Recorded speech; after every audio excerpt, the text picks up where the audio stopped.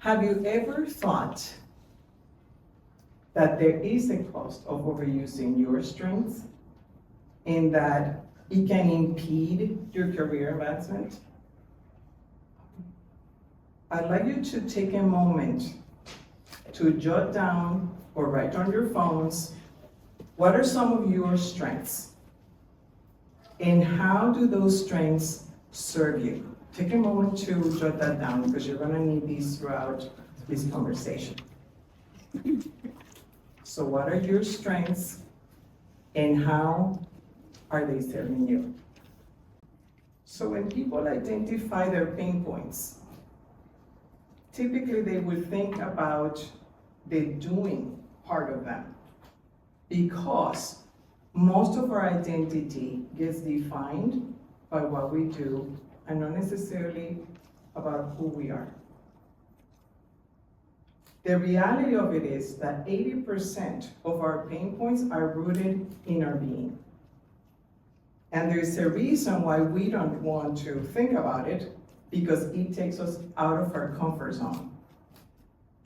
So here are some of the most common pain points or challenges that my clients need help with and they want to address.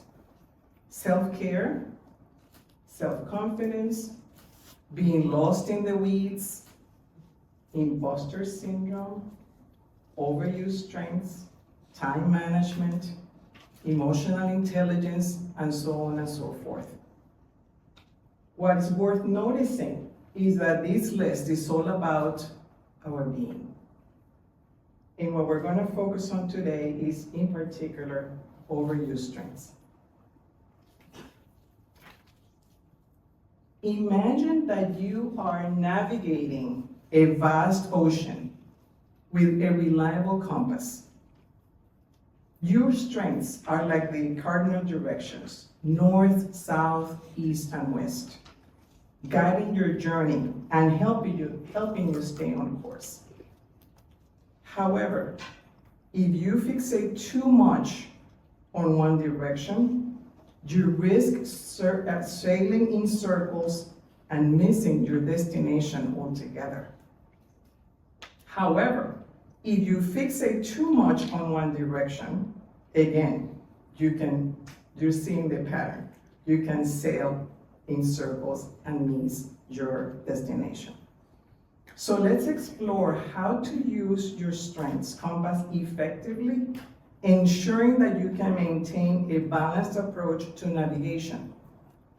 By recognizing when you are over-relying on one direction and learning to adjust your course, you'll navigate your career more successfully, reaching your true potential without losing sight of the bigger picture.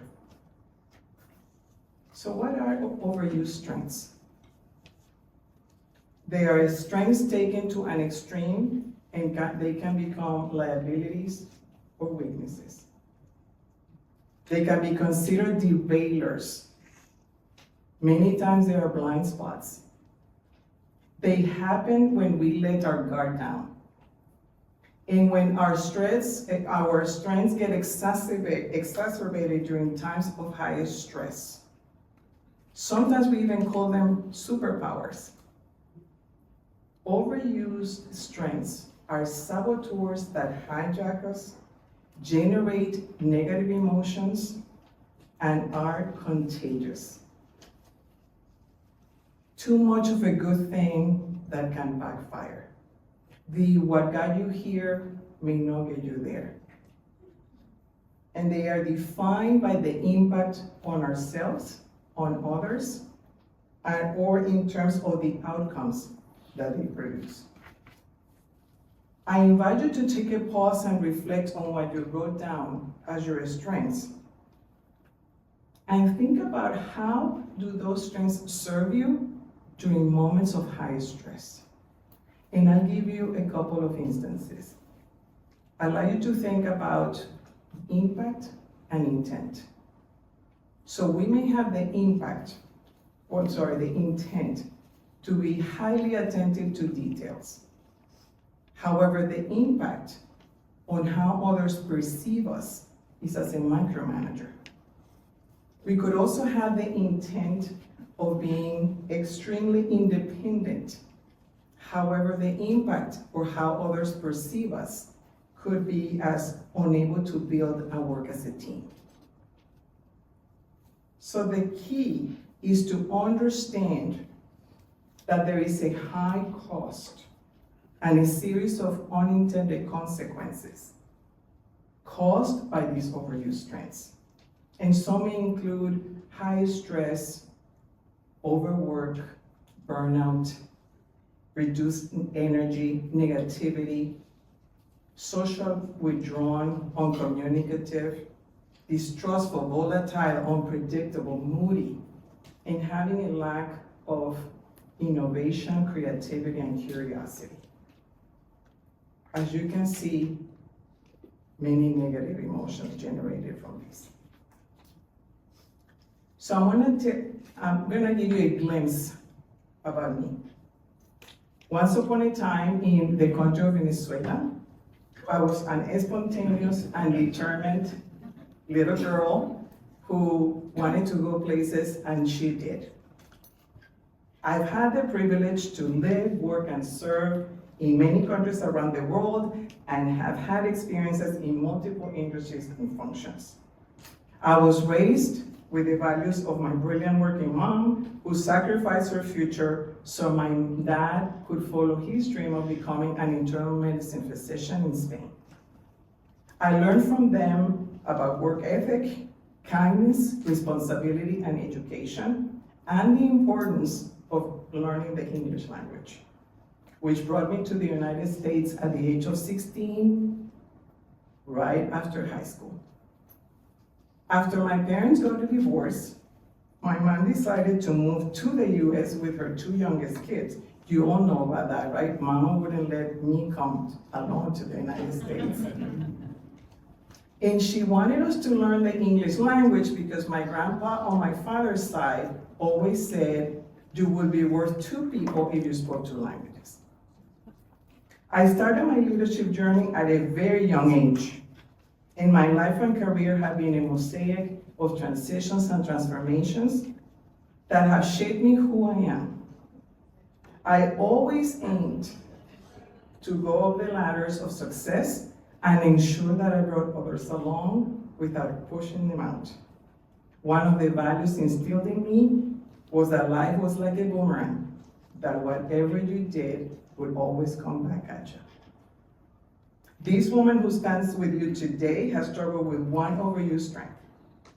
Throughout my career, I realized that what was a strength, and it was encouraged by corporations, was actually a barrier for me to go up that ladder, and more importantly, to be the leader that I needed and wanted to be. Fast forwarded, I became an entrepreneur and business owner, and I realized that I really had to think about how that strength was serving me, my clients, and my business. During my executive career journey, there were many times that I felt stuck. I needed to focus on what I could do differently rather than on the circumstances around me. So I decided to hire my own executive coach. And she helped me face the fact that my overused strength was perfectionism. You see, I do this at home, right, boss? Yep. So I was self-sabotaging by being a perfectionist. And how did these sticklers show up? Well, by doing more than what was required of me and going those extra miles. By ensuring high excellence and perfection at everything I did, both at work and at home. By going after the most difficult assignments or the ones that nobody else wanted. By feeling and seeking the unattainable, being perfect so that I could outstand, and that failure was never an option. So what are the consequences of this stickler showing up in our lives? Well, there's one P that a lot of people don't associate with perfectionism, and that's procrastination. We delay and delay and delay, change the font size 3 times, put multiple colors on the slides, look for 300 different images, and we delay and delay and delay. We put a lot of high pressure on ourselves and others. There is a very, very high likelihood that we are not willing to delegate. We get overworked, that ends into burnout. We are very high critic of ourselves and others. We fear failure, and we waste a lot of time and have much lower productivity, whether we realize it or not. We actually think it's the opposite.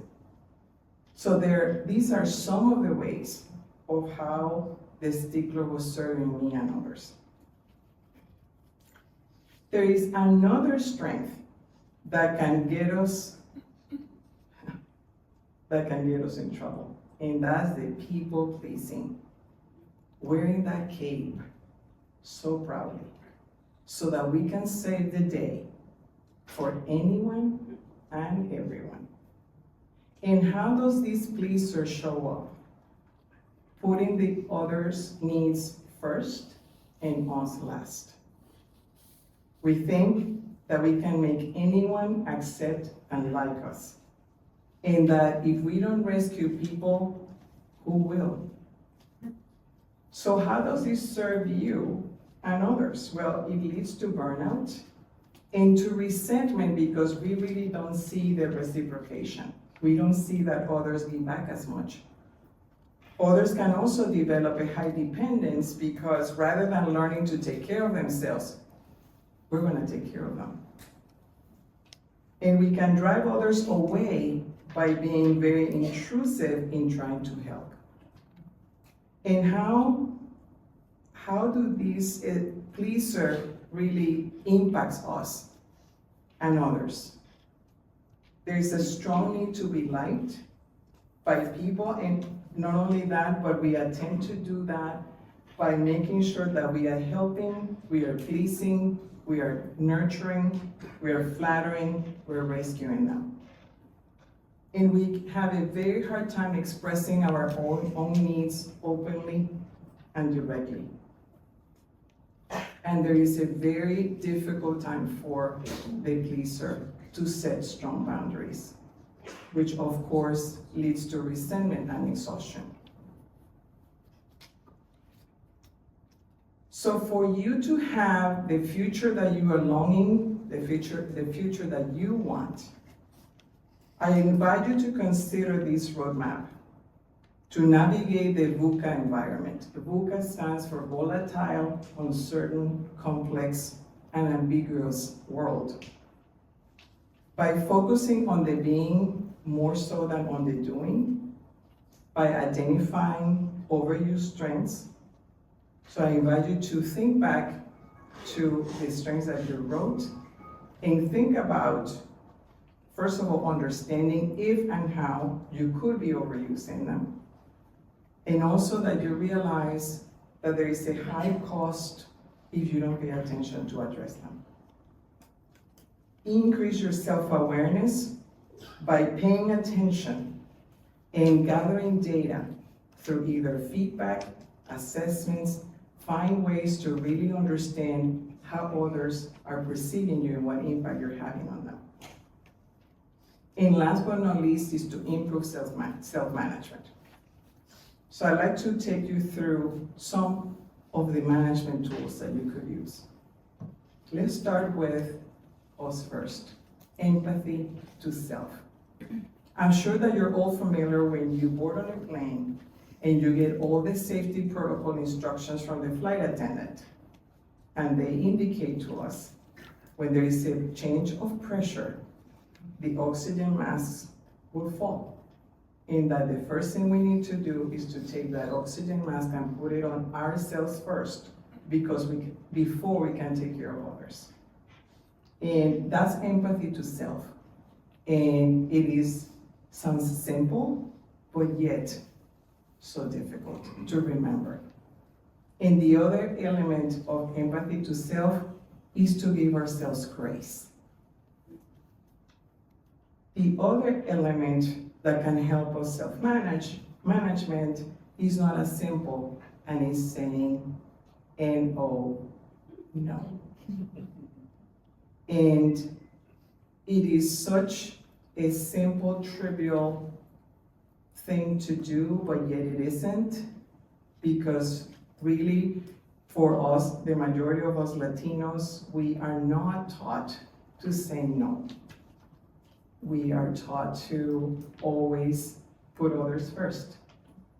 And the most important strategic question that you can ask yourself is, what am I going to say no to? Because anytime that we don't say no, there are so many yeses that could be more important that we won't be able to have the bandwidth to support. The 20/80 rule. The 20/80 rule, imagine you create, this is in particular for the stickler, and that is creating two buckets. So you have the 20% where you're gonna have those things that really, really are important for you to have high quality outcomes. It's a must in that 20%. So of course, I'm gonna give you a couple of examples. You want the pilot flying that plane, you want him to think, or her to think about being in that 20% that's flying the plane. A surgeon in an operating room. The other 20% are the things that belong in the category of good enough is good enough. And I gotta tell you, for those of us with perfectionism tendencies, that is a hard one to say good enough is good enough. But what it happens is that 80% of what the stickler tries to make perfect really belong in that category of good enough is good enough. And it saves a significant mental and emotional energy to focus better on the 20% bucket, which is really important, where high quality is really, really important. And this all generates less stress and grind for the 80% items. And last but not least is lowering the volume or the intensity of those saboteurs or those voices. And that is by taking a pause, naming what you're noticing, taking a deep breath, and shifting your thinking. And at that moment, think about a dimmer where you want to either dial up or down the volume, or that you want to dial high or low that dim light. So every one of you wants to navigate successfully, to advance your career, to experience a deep sense of satisfaction and purpose. But overusing your strengths can sabotage that. Many leaders know this, but it is hard to accept. They mainly think of leadership development as working on their weaknesses, because their strengths is what really the reason that they have been rewarded and recognized. So regardless of the consequences, thinking about the dangers of overplaying your strengths can be unsettling, because there is a fear of losing edge, losing brand, and losing success. The opposite is actually more likely. Excessive reliance on strengths can lead to career setbacks and failure. To stop overplaying your strengths does not mean to stop using or leveraging your strengths. It means being more strategic and intentional in dialing them up or down. So from what you wrote down and what you have heard so far, I want to invite you to run an experiment and ask yourselves, what is the one thing that I can commit to do for myself starting tomorrow. And once you decide that, you keep that commitment to you and for you, and try it. And with this, I would love to have the opportunity for us to stay connected. Please visit our website, our YouTube channel, social media, send us an email, book a call, let's stay connected. And in the meantime, keep shining and enjoy the rest of the event.